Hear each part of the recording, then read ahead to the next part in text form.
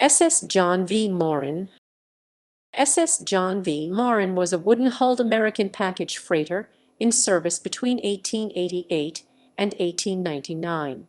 She was built in 1888 in West Bay City, Michigan by F. W. Wheeler and Company.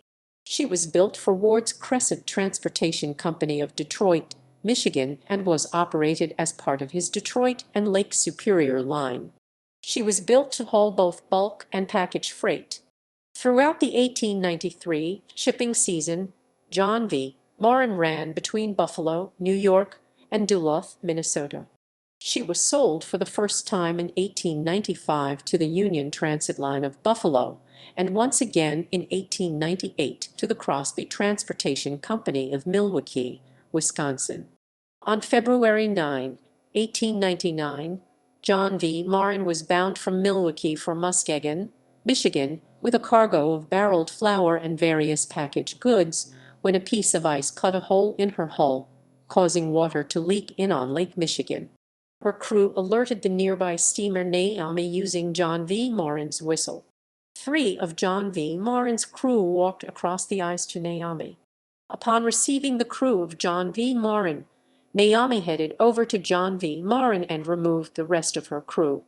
On February 10, Naomi took John V. Moran in tow, but she was leaking too badly to make it to Muskegon.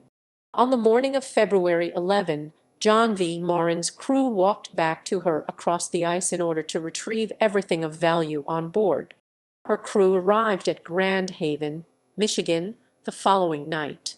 The John V. Moran was still afloat on February 12, having been sighted by the ferry Muskegon, who was on her way to Muskegon. She sank without loss of life the same day.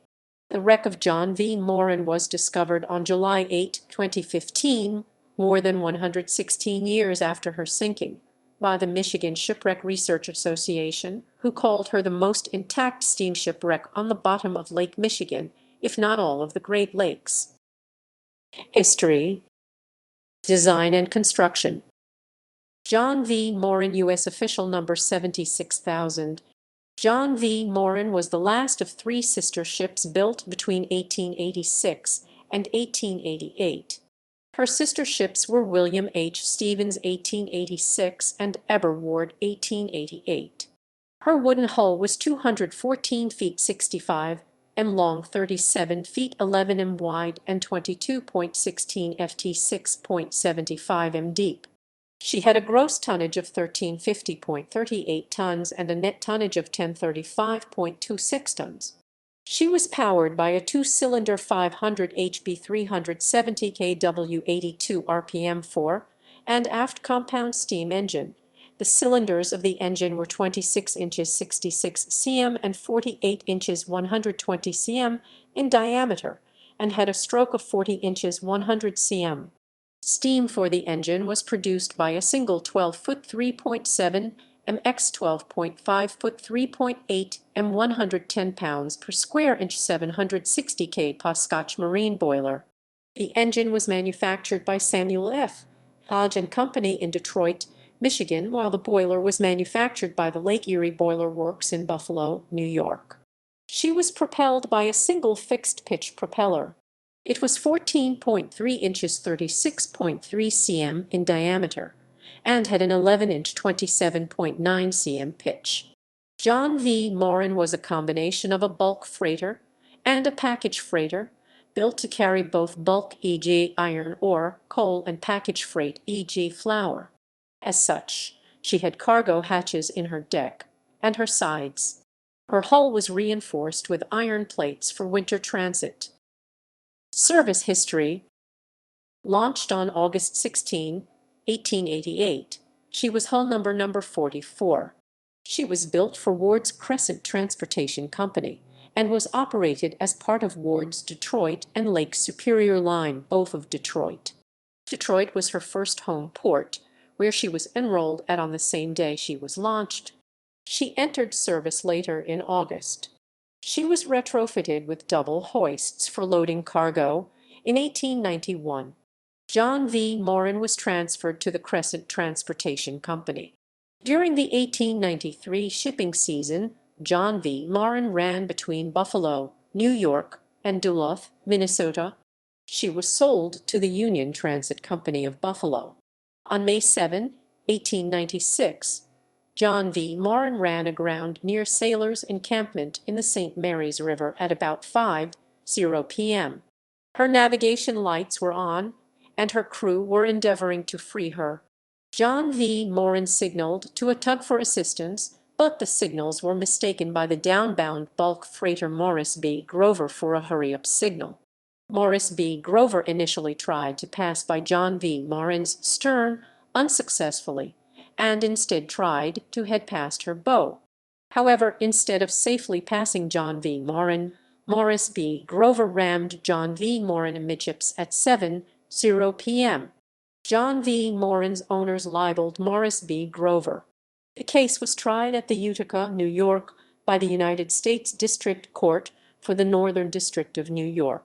Judge Alfred Conkling Cox Esar exonerated Morris B. Grover, claiming that John V. Moran was at fault, as she did not give any danger signals prior to the collision.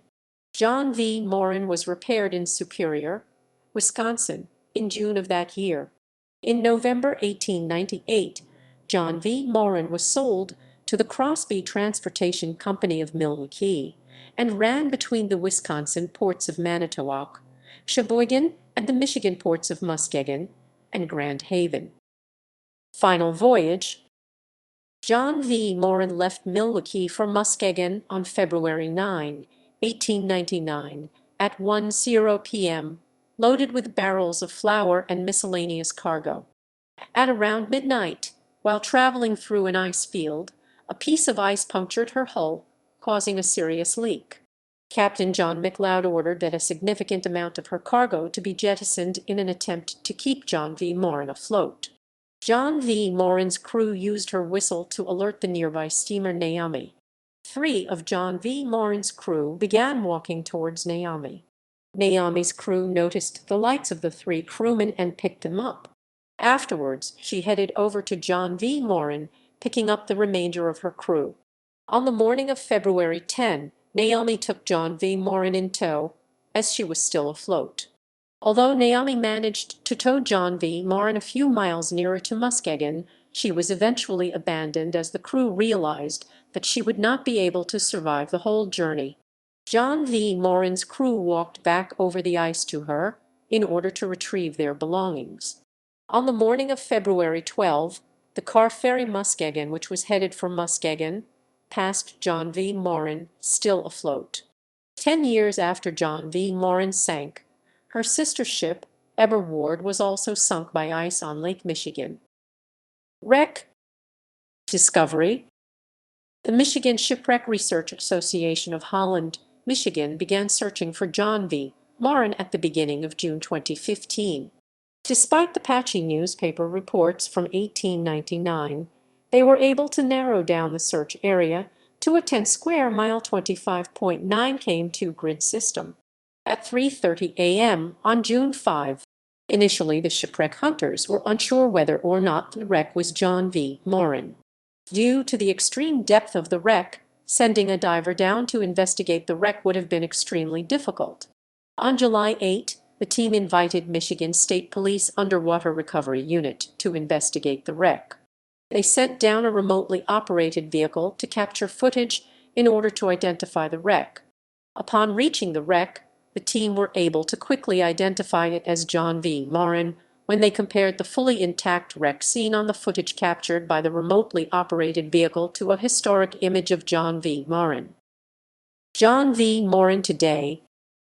The wreck of John V. Moran rests upright and remarkably intact in 365 feet 111.3 m of water. Her pilot house is intact. Her mast with rigging is still in place, and there is still glass in her windows. Her anchors and all of her railings remain in place. The only piece of her wreck that appears to be missing is her funnel. The remotely operated vehicle also located a hole in the starboard side of John V. Moran's hull and some minor damage at her port bow. Her discoverers called her the most intact steamship wreck on the bottom of Lake Michigan, if not all of the Great Lakes.